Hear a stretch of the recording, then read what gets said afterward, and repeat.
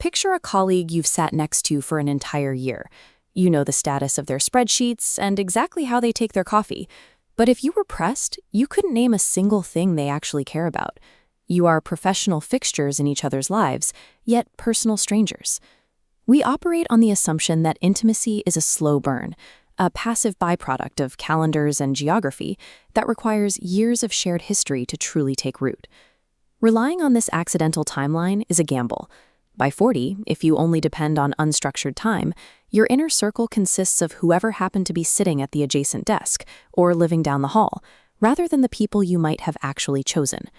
But the data suggests that time itself has very little to do with how well we know each other. Human connection is a deliberate architecture, a structure we can choose to build, regardless of how long we've known someone.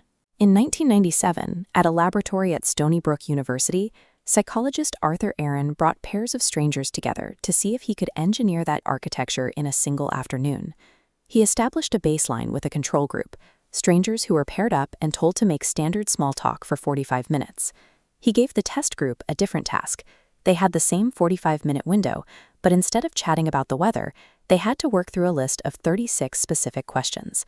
The questions follow a specific gradient. Bottom steps are low-risk facts, but moving toward the top, prompts require disclosing genuine worries and failures. This requires a reciprocal, synchronized rhythm. One takes a step into vulnerability, and the other must match it to move higher.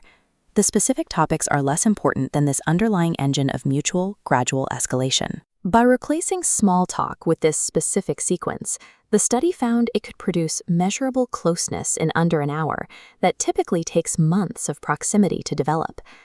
However, this engine only runs if both parties follow the pace.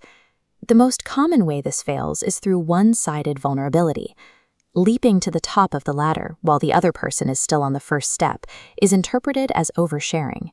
Instead of building trust, it creates a social imbalance that actively repels the other person. To maintain the connection, you can only lead the conversation by one single step of vulnerability at a time. At the end of the 45-minute sessions, the control pairs felt like strangers who had chatted, but the structured disclosure pairs reported closeness levels that rivaled some of the deepest long-term friendships in their lives.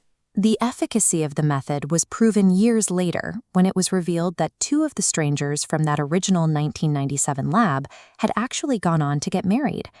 Aaron's work demonstrated that deep human bonds don't have to be a slow, accidental process. They can be reliably built through intentional, matched disclosure. This isn't just a laboratory curiosity. It is a tool for navigating your actual social and professional life. You don't need a list of 36 questions to deepen a bond. You only need to apply the core mechanic of matched vulnerability. This week, identify one person, a colleague or an acquaintance, you want to be closer to. In your next conversation, intentionally disclose one thing slightly more personal than you normally would, perhaps a genuine worry rather than a standard update. Then simply wait. Do not lead by more than that one step. If they respond with a matched disclosure, the architecture is beginning to take shape. We can stop leaving our most important relationships simply to the chance of who happened to be nearby. We have the blueprints to build intimacy with the people we actively choose.